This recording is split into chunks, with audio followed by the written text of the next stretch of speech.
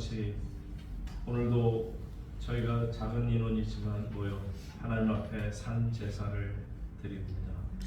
오셔서 모든 영광 홀로 받아 주시옵소서. 우리의 마음과 정성과 뜻을 다하는 이 예배가 하나님을 기쁘게 하는 살아있는 산 제사가 되게 하여 주시옵소서. 예수님 거룩하신 이름으로 기도드립니다. 우리 살아계신 하나님께 감사와 영광의 박수를 드립니다. 네, 우리 옆에 계신 분하고 인사하시기 바랍니다. 많은 은혜 받으시기 바랍니다. 많은 은혜 받으시기 바랍니다. 많은 은혜 받으시기 바랍니다. 그래도 우리 김장모님도 실력이 많이 되셨어요. 그래도 찬양 처음에 한두 곡 정도는 우리가 가사가 없었지만 그래도 나중에 어떻게든 간에 해내셨어요. 감사합니다. 실력이 일치월장한. 여러분, 인원이 많은 것도 좋지만 이렇게 작은 인원이 저는 그래요. 개인적으로 너무너무 좋아요.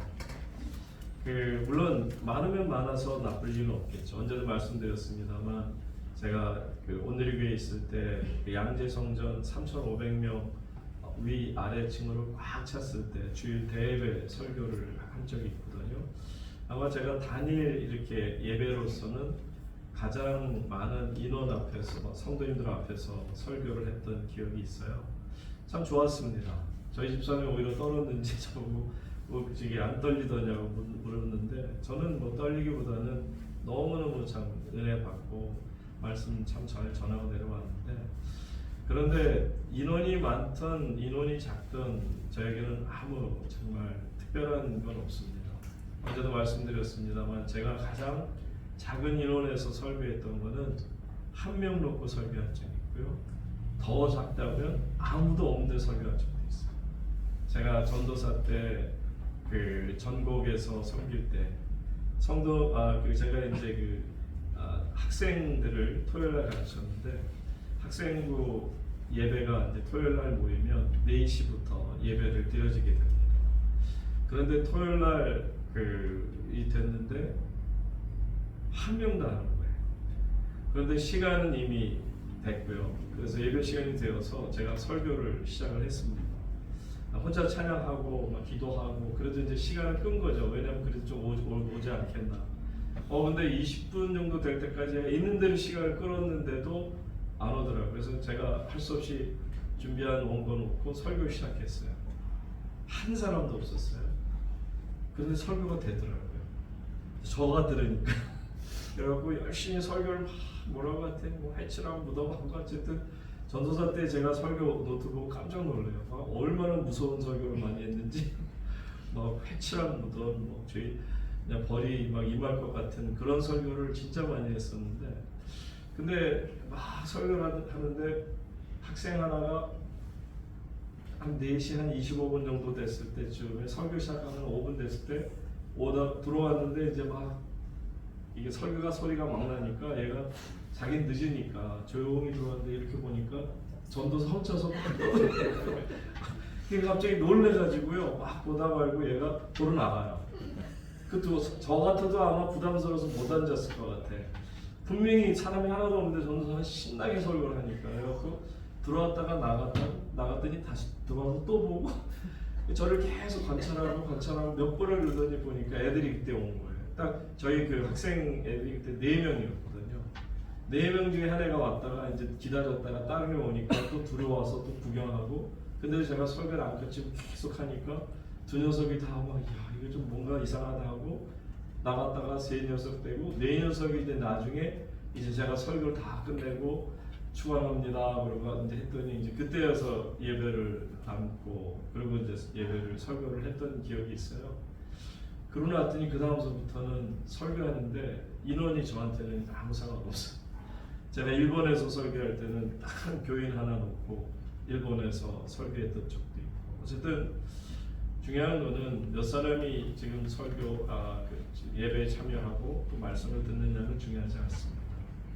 하나님께서 기뻐 받으시는 산 제사가 되기를 소원합니다. 하나님의 말씀 함께 볼게요. 로마서 1장 17절 말씀 한 절의 말씀이 됩니다. 복음에는 하나님의 비가 나타나서 믿음으로 믿음에 이르게 하느니 기록된 바 오직 의인은 믿음으로 말미암아 살리라 함과 같으리라. 아멘. 아멘. 오늘 이 시간 살기를 바라십니까? 라는 제목으로 하나님의 말씀을 대언해 드립니다. 여러분, 살기를 바라십니까? 라고 묻는다면 우리는 당연히 살기를 바라죠. 그러면 죽기를 바라겠습니까? 라고 얘기할 수도 있겠는데, 어떤 경우에는 살기를 바라십니까? 그러면 말을 못해요. 말을 못하고 저에게는 살 소망이 없어요. 그래서는 죽기를 바랄 수밖에 없습니다. 그렇다고 해서 그분이 정말 살기를 바랄까 죽음을 바랄까 따져보면 살기를 바라요. 누구라도 살기를 바라요. 다만 그분에게는 살 소망이 끊어졌기 때문에 도무지 살 수 있는 형편이 아니라, 그래서 어쩔 수 없이 정말 죽기보다 힘들지만 죽어야겠다 라는 생각을 갖고 산다는 거죠. 저는 병원에 신방을 많이 가죠. 그러다 보면 병원에서 병석에 누워서 죽기를 바라는 분은 한 분도 안 계십니다. 누구라도 병석에서 사람들이 볼 때도 참 힘들겠다 해도 본인은 어떻게 해서든지 살기를 바라는 겁니다. 이거는 누구나 다 인지상정이라고 그러죠. 누구라도 다 그런 마음, 그런 바람이 있을 수밖에 없습니다. 또 영적으로도 마찬가지죠. 영적으로도 우리가 그 우물가 여인 같은 경우 한번 보세요. 우물가 여인에게 살 소망이 있었을까요? 여인에게 살 소망이 없었어요. 그냥 하루하루가 죽지 못해서 어쩔 수 없이 살아가고 있었죠. 그렇다고 해서 그 여인의 마음에 살고 싶은, 살기를 바람이 없었을까요? 그러나 예수님을 만날 때에도 본인이 뭘 원하는지 몰랐어요. 본인이 만난 예수님이 누구신지도 몰랐어요. 그랬기 때문에 이 여인에게는 살고 싶은 생각도 별로 없었어요. 살기를 바라십니까? 라고 누군가 다른 사람이 물었더라면 그 여인은 나의 모습을 보면서 그런 질문이 나옵니까? 내가 이런 상태에서 더 살기를 바라십니까? 내가 이 상태에서 무슨 소망이 있어서 더 살기를 바라겠습니까? 라고 화를 낼 수도 있을 것입니다. 이처럼 사람은 누구라도 이 세상을 사는 일이 쉬운 일이 아니에요. 그러나 모든 사람들은 살기를 바라면서도 살 소망이 끊어졌을 때에는 어쩔 수 없이 나는 더 이상은 살 수가 없습니다 라고 안타깝게 자신을 얘기하는 것을 보게 됩니다. 여러분, 사람이 병에 걸리면요 반드시 치유를 받아야 돼요. 치료를 받아야 되죠. 나았기를 바라야 되는 거 아니겠습니까? 내가 병에 걸렸어요. 잘됐다. 내가 이럴 줄 알았어. 이렇게 병 걸리는 게 맞지. 나같이 나쁜 사람은 병에 걸려야 돼 라고 생각할 수 있는 사람이 과연 있겠느냐. 여러분, 누구라도 병에 걸리면 낫기를 바라요. 그래서 어떻게 해서든지 돈이 좀 들더라도 병원을 찾아서 좋은 명의를 만나서 그분에게 진단도 받고 그분에게 어떤 좋은 처방도 받기를 원하는 것 아니겠습니까? 만약에 누군가가 여러분에게 그 어느 암흑의 선생을 찾아보면 그래도 당신 병에 많이 도움이 될 것 같소. 그래서 이제 어렵게 대학병원에 아주 유명한 그 명의라는 이름을 가진 귀한 선생님을 만났다 생각해 보세요. 자, 그 선생님이 여러분에게 쭉 진단을 하고 나서 이렇군요. 오케이. 내가 볼 때는 당신은 이렇게 하면 살 수 있습니다. 아마 누구라도 그 선생님이 살 수 있다라는 그 한마디에 또 그분이 하라는 대로 하지 않을 사람이 과연 몇이나 있겠는가. 모든 사람들은 그 명이라고 하는, 그래서 나를 만나준 것만 해도 고마운데다가 이렇게 하면 살 수 있다라고 한다면 누구라도 그것을 따르기를 원할 겁니다. 보통 한의, 양의를 놓고 보면 한의도 굉장히 정말 실력 있는 분들도 많고요. 또 좋은 처방도 많이 있는데, 예를 들면 이제 진단을 유명한 한의사 선생님 하시고요. 또 진맥도 하고 그러더니 당신에게는 이런 처방이 필요합니다. 그런데 대부분 이 한방 쪽에서의 치료 이런 처방 방법은 조금 복잡한 것 같아요. 뭘 먹지도 마라, 뭘 하지 마라, 뭐 하지 마라, 굉장히 많아요. 그런데도 사람들은 그래도 유명한 그 선생님이 이렇게 하라고 그랬으니 내가 이거를 다 지키려고 애를 쓰지 않겠느냐 하는 거죠. 자, 이처럼 우리는 이 세상을 살면서 살기를 바라기 때문에 내가 어떤 병에서 고침을 받고자 해도 그 선생님이 하라는 대로 다 따라서 하기 마련입니다. 저는 사실 물론 많은 큰 병을 얻은 건 아니지만 예를 들면 그 약사가 이렇게 선생님이 이제 의사 선생님이 처방해 준 그 약을 타러 갔더니 하는 얘기가 식후 30분에 먹으십시오. 근데 저는 항상 아직도 식후 30분이라는 게 30분 안에 먹으라는 건지 30분을 다 기다렸다가 먹으라는 건지 잘 모르겠어요. 근데 중요한 거는 30분은 너무 긴 것 같아요. 뭐가 기냐면 잊어버려요. 밥 먹고 나서 30분 후에 먹어야 되는데 딴짓 하다 보면 약 먹을 시간을 놓쳐버려요. 밥 먹고 바로 드셔야 그러면 좀 나을 것 같아요. 그냥 밥 먹자마자 옆에 놓고 있다가 그냥 바로 먹고 밥을 식사 끝나자마자 그 약을 먹으면 참 좋겠는데 저같이 머리 나쁜 사람이 30분에 먹으라고 하면 어떻게 그걸 먹습니까? 자꾸 잊어버리죠. 자, 이렇게 사람들은 살기를 바라기 때문에 자기에게 어떤 주어져 있는 치유 방법이 있다 그러면 나름대로 그 처방에 대해서 따르려고 애를 쓰는 것을 보게 되죠.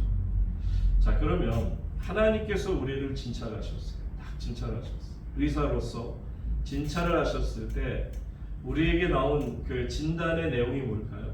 하나님께서 이렇게 말씀하십니다.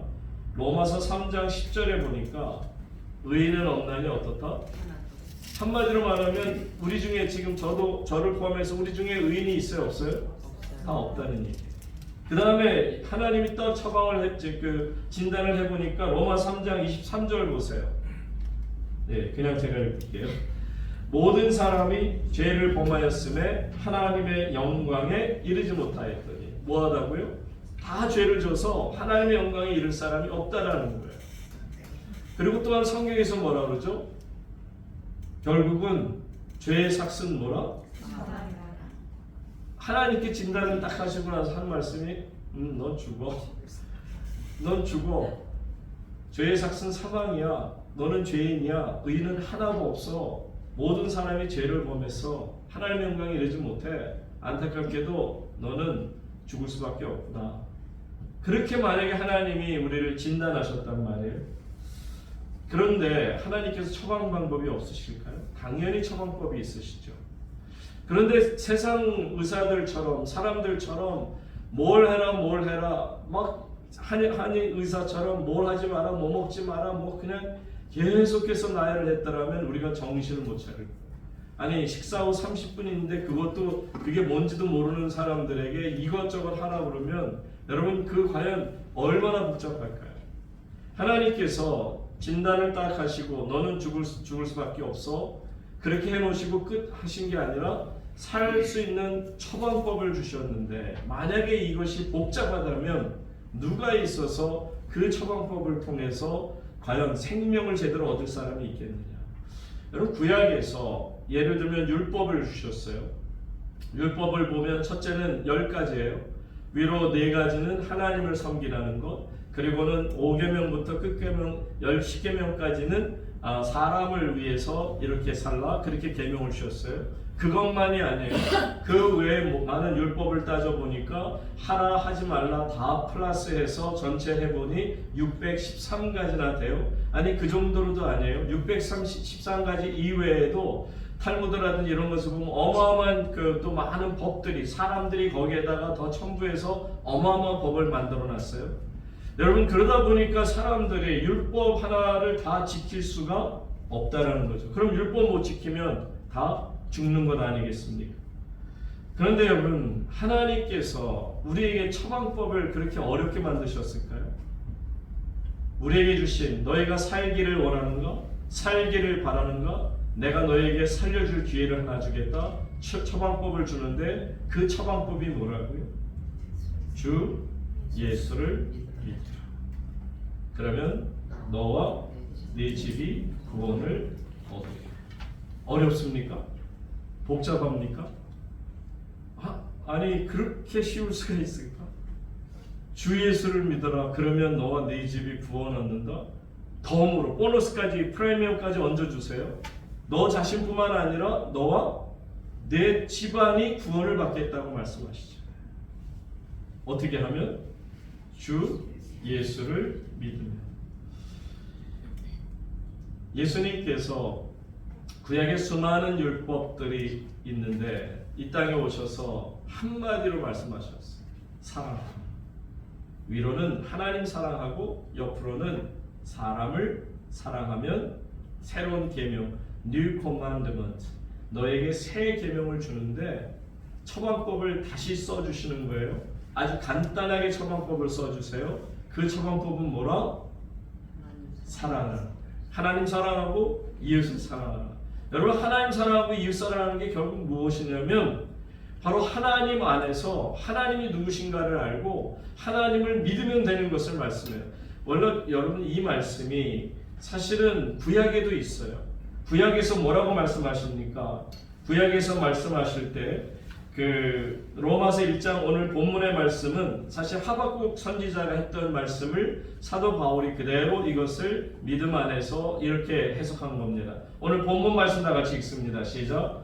복음에는 하나님의 의가 나타나서 믿음으로 믿음에 이르게 하나니 기록된 바 오직 의인은 믿음으로 말미암아 살리라 함과 같으니라. 오직 의인은 믿음으로 말미암아 살리라 함과 같으니라. 이 말씀처럼 하박국 선지자가 했던 그 말씀은 곧 하나님이 주신 말씀이요 하나님이 주신 말씀은 율법 전체가 있는데 어떻게 예수님과 바꿀 수 있느냐가 아니라 이처럼 이미 믿음 안에서 모든 것들이 다시 살아날 수 있음을 이미 구약에서도 우리에게 밝히 알려주고 계시다라는 거죠.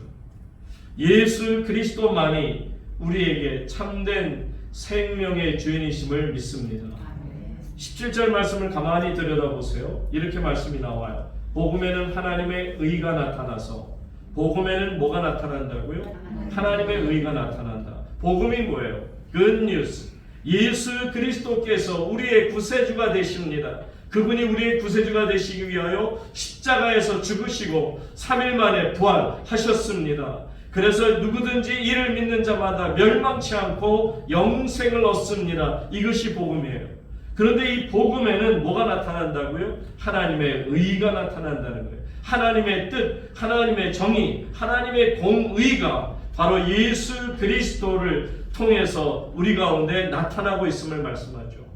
그러니 사랑하는 성도님 여러분, 우리가 살 수 있는 방법은 오직 하나, 하나님의 의가 나타나는 것인데 그 하나님의 의가 어떻게 나타난다? 예수 그리스도를 믿을 때 나타남을 여러분들이 믿음으로 받아들일 수 있기를 간절히 소망합니다.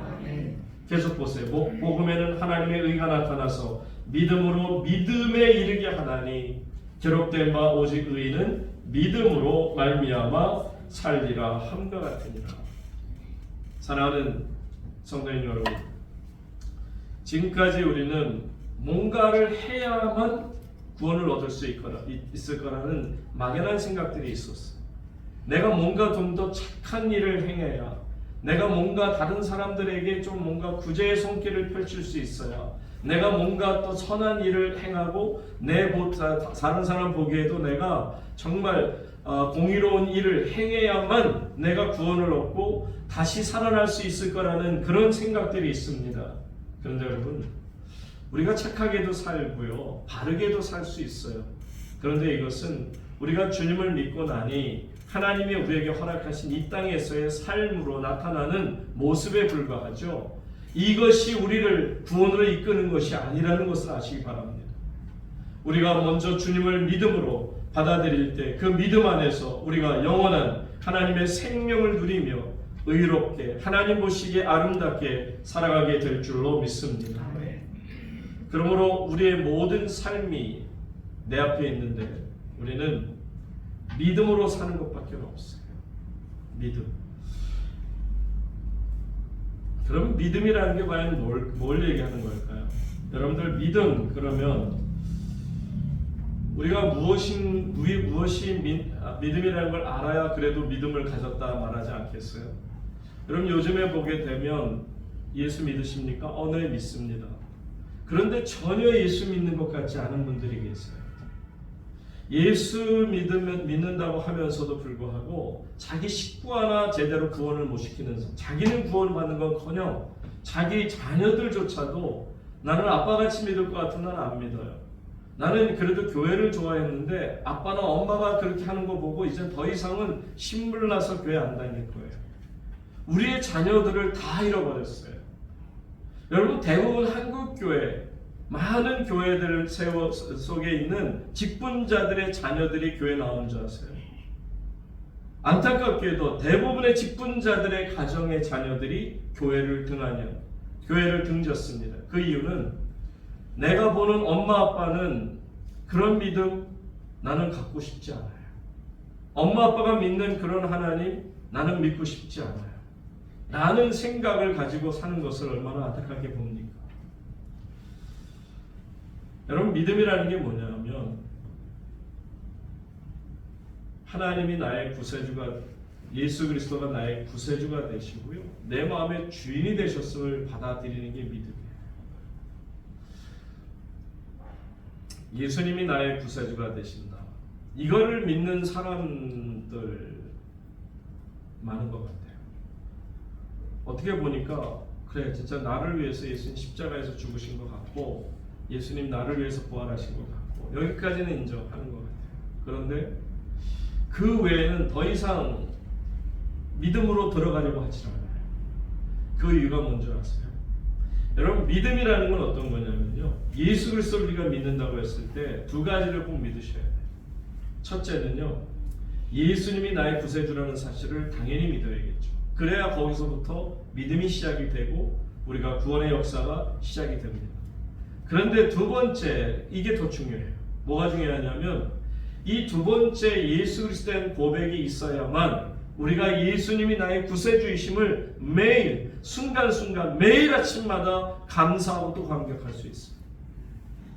여러분 예를 들어 볼게요. 제가 물에 빠졌어요. 그런데 어떤 분이 수영을 잘하셔서 저를 물에서 건져내 주셨어요. 그러면 제가 어떻게 할까요? 너무 고맙죠.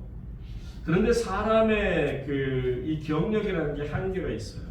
또 감사하다는, 감동했다는 것도 한계가 있어요.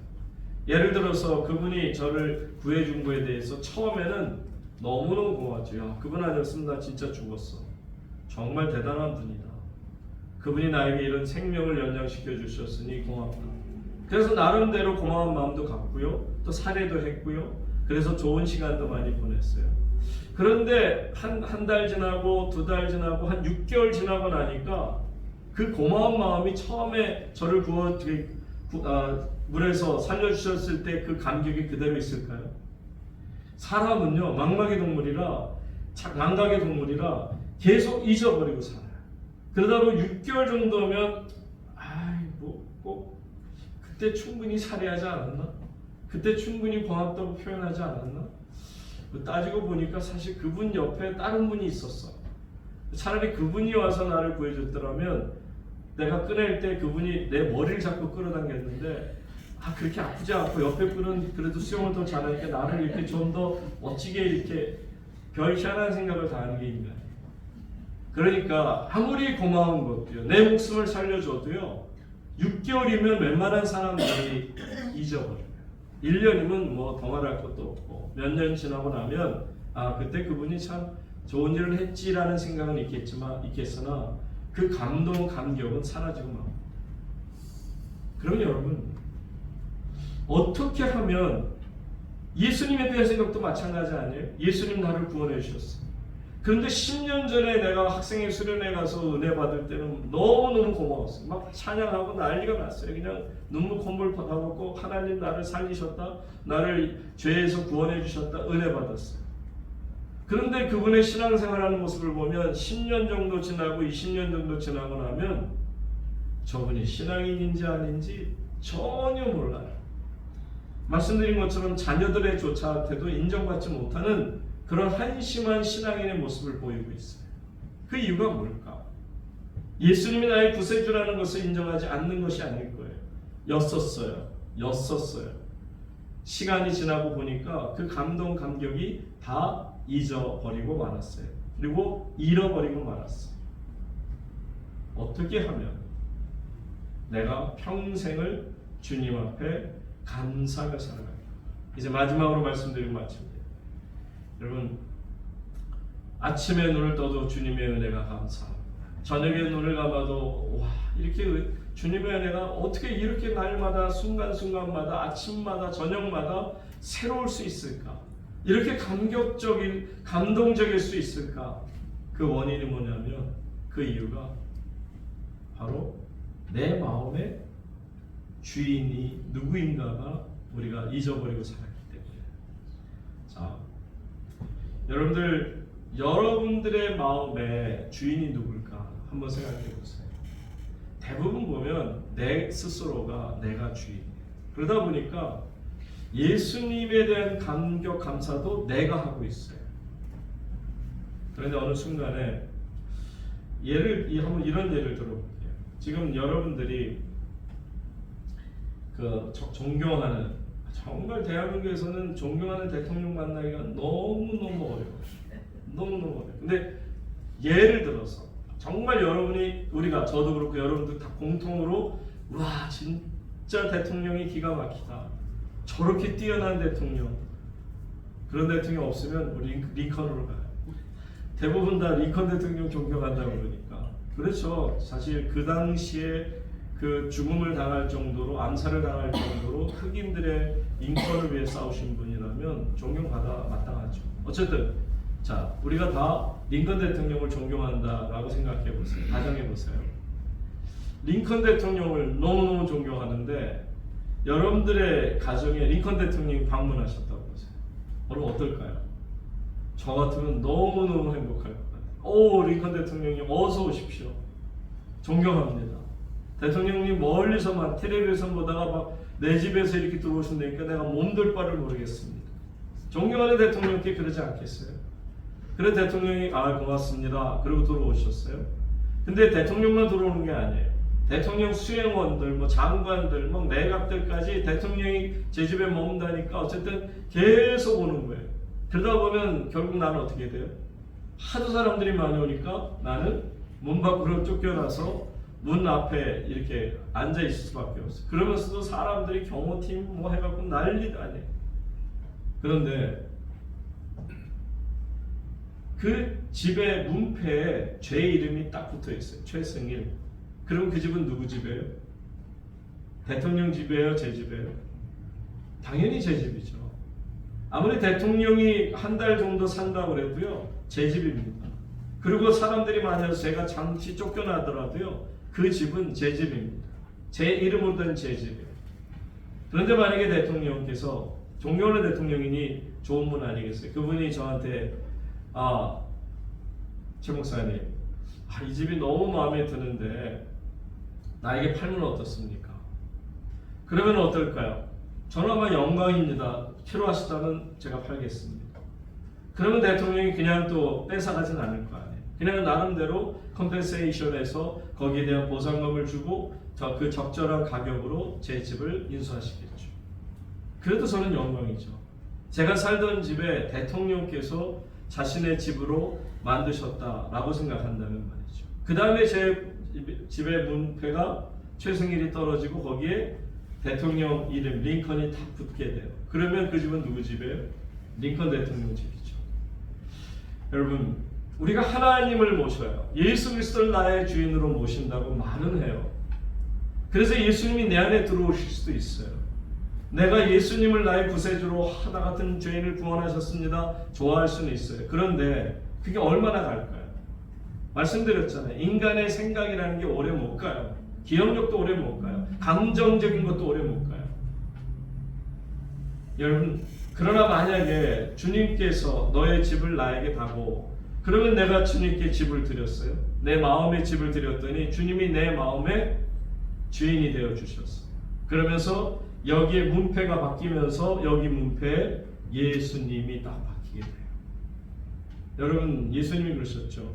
천국이 여기 있다, 저기 있다 하지 마라. 천국은 어디에 있다? 너희들 마음속에 있느니라. 여러분, 예수님이 계신 곳이 어디예요? 천국이에요. 그러니까 예수 그리스도가 나의 주인이 되시는 순간이 뭐냐면 내 마음이 천국이 되는 순간이라. 살기를 바랄 이유도 없어요. 내 마음이 천국이 되는 순간에는 그냥 이 땅에서도 천국이고 하나님 나라 가서도 계속 천국이고 우리는 천국을 경험하며 사는 겁니다. 세상에 가장 행복한 사람이 저와 여러분인 줄로 믿습니다. 그러니 보세요. 살기를 바라십니까? 다른 거 없어요. 예수님 그리스도입니다. 주 예수를 믿어라. 그러면 너와 내 집이 구원을 얻으리라. 얼마나 간단하고 얼마나 은혜스럽습니까? 사랑하는 우물교회 성도 여러분, 예수님께서 이것 때문에 이 땅에 오셨고요, 이것 때문에 죽으셨고요, 이것 때문에 우리의 구세주가 되시고 주인이 되시고자 다시 살아나셨습니다.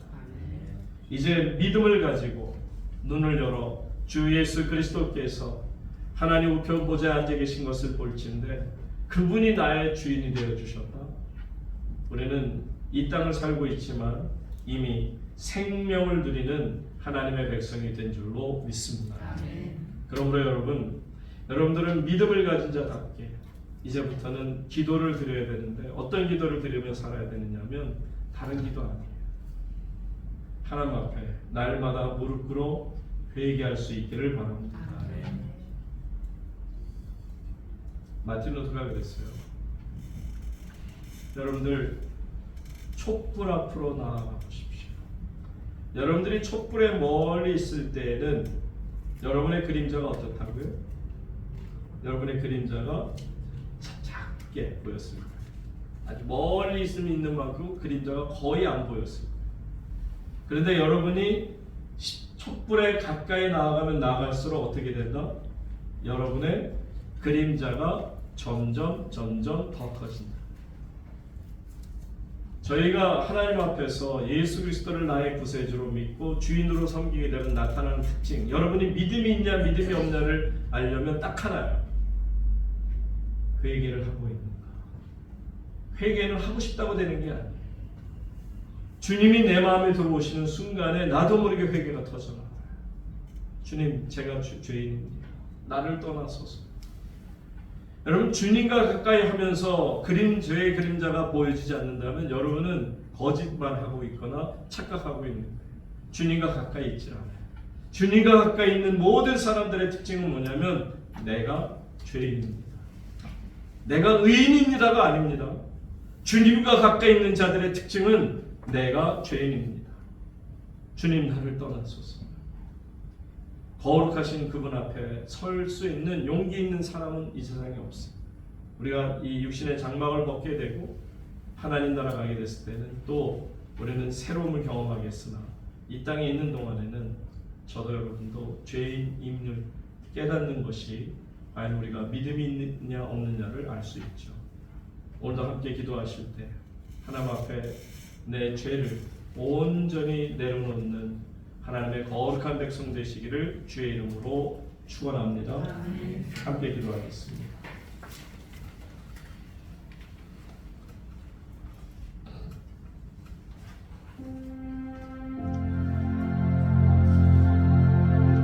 사랑하는 성도 여러분, 정말 살기를 바라십니까? 그렇다면 예수 그리스도를 믿으세요. 예수 그리스도를 내가 믿는지 안 믿는지 어떻게 알 수 있습니까? 내가 지금 온전히 예수 그리스도를 마음의 주인으로 모시고 있다면 나도 모르게 회개가 터져나옵니다. 회개는 억지로 하고 싶다고 되는 게 아닙니다. 내 머리를 쥐어박고 내가 눈물을 터뜨린다고 회개가 되는 게 아닙니다. 회개는 주님 앞에 가까이 나아갈수록 우리의 죄의 그림자가 커지는 것을 느끼기 때문에 여러분, 회개하지 않으면 견딜 수가 없는 겁니다. 예수를 믿는 모든 주의 자녀라면, 목사라면, 예수 믿는 장로라면, 예수 믿는 모든 주의 백성들이라면 회개를 하지 않을 수가 없습니다. 어찌 하나님 앞에 내가 의인입니다 고개를 뻣뻣이 들 수 있습니까? 삭개오가 회개를 했습니다. 주님이 그를 기뻐하십니다. 삭개오의 죄를 기뻐하신 게 아닙니다. 삭개오가 얼마나 하나님 앞에서 죄인인가를 깨닫고 회개하는가를 기쁘게 보신 것입니다. 이 시간 기도하실 때 하나님, 주님 앞에 온전히 나의 죄를 내놓기를 원합니다. 나와 함께 하셔서 나로 기도가 터져나오게 하시고 회개가 터져나오게 하소서. 이 시간 두 손 높이 드시고 주여 한번 크게 부르시며 하나님 앞에 간절히 기도하며 나아가겠습니다. 기도하겠습니다. 주여